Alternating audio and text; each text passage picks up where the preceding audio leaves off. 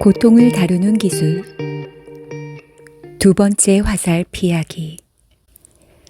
스승이 제자에게 묻는다. 만약 누군가의 화살에 맞으면 아프겠는가? 제자가 대답한다. 아픕니다. 스승이 다시 묻는다. 만약 똑같은 자리에 두 번째 화살을 맞으면 더 아프겠는가? 제자가 말한다. 몹시 아픕니다. 그러자 스승이 말한다. 살아있는 한 누구나 화살을 피할 수 없다. 그러나 그 일로 인한 감정적 고통은 우리의 선택에 달려 있다. 첫 번째 화살은 실제로 일어난 사건이고, 두 번째 화살은 그 사건에 대한 감정적 반응이다. 상실과 실패와 재난은 누구의 삶에나 일어난다. 그러나 고통의 대부분은 실제의 사건 그 자체보다 그것에 대한 감정적 반응으로 더 심화된다. 인생이 고통이라고 말하지만 우리가 가장 많이 맞는 화살은 스스로 자신에게 쏘는 두 번째 화살이다. 첫 번째 화살을 맞을 때마다 우리는 즉각적으로 두 번째 화살을 자신에게 쏘기 시작하며 이 두 번째 화살이 첫 번째 화살의 고통을 몇 배나 증폭시킨다. 한 여성이 20년 전에 이혼을 했다. 그 20년 동안 그는 전 남편의 부당한 행동에 화가 난 채로 고통스럽게 살았다. 자식들과 친구들 앞에서 그에 대한 비난을 멈추지 않았다. 그리고 어떤 남자도 믿지 않았기 때문에 누구와도 한 달 이상 관계를 지속하지 못했다. 스스로 쏜 두 번째 화살이 너무 많이 박혀 있어서 사랑의 감정이 싹틀 공간이 없었다. 분노로 인해 그녀의 삶은 얼어붙었으며 모든 관계가 제한적이 되었다. 백혈병 선고를 받고서야 그녀는 분노를 무덤까지 가져가고 싶지 않다는 것을 깨달았다. 사랑하지 않고 삶을 허비한 것이 너무 후회되었다. 인생 수업의 저자 엘리자베스 퀴블러 로스를 찾아온 그녀는 평화롭게 살 수는 없었지만 평화롭게 죽고 싶다고 고백했다. 스스로에게 쏜 두 번째 화살이 자신의 삶을 망쳤음을 늦게야 깨달은 것이다. 이미 잃어버린 것에 집착하는 것은 지금 가지고 있는 것마저 잃는 지름길이다. 우리는 상처 입은 감정들이 자신의 삶을 방해하는 것을 너무 오래 허용하지 말아야 한다. 우리를 더 괴롭히는 건 일어난 사건이 아니라 그것에 대한 자신의 감정적 반응이다. 우리는 두 번째 화살들을 단호히 뽑아버려야 한다. 누군가를 원망하면서 자신에게 화살을 쏘아대기에는 인생이 너무 짧은 것이다. 화살에 맞으면 아픔을 느끼되 그 아픔을 과장하지 말라고 붓다는 충고했다. 병이 난 제자를 찾아가서도 아파하되 그 아픔에 깨어 있으라고 가르쳤다. 상처에 너무 상처받지 말 것, 실망에 너무 실망하지 말 것, 아픔에 너무 아파하지 말 것. 이것이 두 번째 화살을 피하는 방법이다. 잠시 아플 뿐이고, 잠시 화가 날 뿐이고, 잠시 슬플 뿐이면 되는 것이다. 그것이 지나가면 우리는 다시 맑고 투명해진다. 우리는 첫 번째 화살에 반응을 보이는 데는 익숙하지만 두 번째 화살을 다루는 데는 매우 서툴다. 칼루 림포체는 말한다. 용서는 나에게 상처를 준 사람을 해방시켜주는 일이 아니다. 그 사람을 향한 원망과 분노와 증오에서 나 자신이 해방되는 일이다. 밖에서 날아오는 화살은 피하거나 도망치면 그만이다. 그러나 자기 안에서 스스로에게 쏘는 화살은 피할 길이 없다.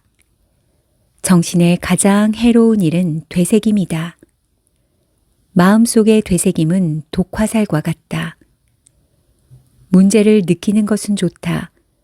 그러나 그 문제 때문에 쓰러지지는 말라라는 말이 있다. 첫 번째 화살을 맞는 것은 사실 큰일이 아니다. 그 화살은 우리의 선택에 달린 것이 아니기 때문이다. 첫 번째 화살 때문에 자신에게 두 번째 화살을 쏘는 것이 더 큰 일이다. 이 두 번째 화살을 피하는 것은 마음의 선택에 달려 있다. 외부의 일에 자신의 삶을 희생하지 않겠다는 강한 의지이다. 자신이 원치 않은 일들이 일어날 때마다 이것을 기억해야 한다. 나는 나 자신에게 두 번째 화살을 쏠 것인가? 삶은 고통스럽다. 그러나 어리석으면 더 고통스럽다. 사람들이 당신에게 어떻게 하는가는 그들의 카르마가 되지만 그것에 대해 당신이 어떻게 반응하는가는 당신 자신의 카르마가 된다 하는 말은 진리다. 어떤 사람이 스승에게 물었다. 피 안에 도착해서도 여전히 고통을 경험합니까? 깨달음에 이른 후에도 고통받는 일이 생기느냐는 질문이었다. 이에 스승은 말한다. 물론이다. 고통스러운 일은 일어난다. 그러나 그것을 다루는 기술을 알고 있으면 그 고통을 행복으로 바꿀 수 있다. 그 기술은 자신이 지금 자기에게 화살을 쏘고 있다는 것을 알아차리는 일이다. 알아차리는 순간 화살 쏘기를 멈추게 된다. 그것이 알아차림의 기적이다.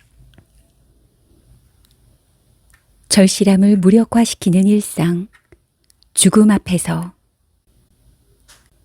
대문호 도스토예프스키는 28살 때 혁명운동에 가담한 혐의로 체포되어 총살 선고를 받았다. 사형 집행장으로 끌려가 방아쇠가 당겨지려는 마지막 순간 한 병사가 집행 중지를 외치며 달려왔다. 황제의 특별 가명이 내려진 것이다. 죽음 직전에 갑자기 자유인이 되었다. 도스토예프스키는 죽음의 나락에서 갑자기 부활한 그 순간을 결코 잊지 않았다. 과거를 되돌아보면 내가 얼마나 많은 시간을 낭비했는가 생각했다. 삶은 하나의 선물이다. 매 순간이 축복의 순간일 수가 있다. 나의 낡은 머리는 떨어져 나갔으며 나의 심장은 나와 함께 남았다. 사랑하고 고뇌하고 갈망하고 기억할 수 있는 살과 피가 남았다. 이후 도스토예프스키는 죄와 벌, 까르마조프가의 형제들, 죽음의 집의 기록, 지하 생활자의 수기 등 불후의 명작들을 탄생시켰다. 우리에게 주어진 날들이 영원하지 않음을 알면 삶이 그만큼 더 소중해진다. 자신이 간발의 차이로 살아남은 행운아임을 안다면 무의미한 고민이나 일들로 시간을 낭비하지 않게 된다. 주어진 날들이 선물처럼 다가온다. 더 절실하게 아침을 맞이하고 더 깊이 사랑하게 된다. 가장 아까운 것이 매 순간을 살지 않은 삶이라는 것을 깨닫는다. 우리가 시작해야 하는 가장 창조적인 행위는 삶의 매 순간을 붙잡는 일이다. 대재앙이 일어나리라는 걸 알면 사람들이 어떻게 행동할 것 같은가를 묻는 프랑스의 일간지 질문에 소설가 마르셀 프루스트는 이렇게 답했다. 우리가 죽음의 위협을 받으면 삶이 갑자기 멋있어 보인다. 삶이 얼마나 많은 계획, 여행, 사랑, 배워야 할 것들을 숨겨놓고 있는지 생각해보라. 우리의 게으름으로 인해 미래의 어느 순간으로 끊임없이 미루고 있는 그것들을. 하지만 그것들이 영원히 불가능해질 위기에 처하면 그것들은 다시 아름다워진다. 아, 대재앙이 지금 일어나지 않는다면 많은 것을 하리라. 새로운 화랑들을 구경하고 사랑하는 사람에게 자신을 내던지고 인도로 여행 갈 기회를 놓치지 않으리라.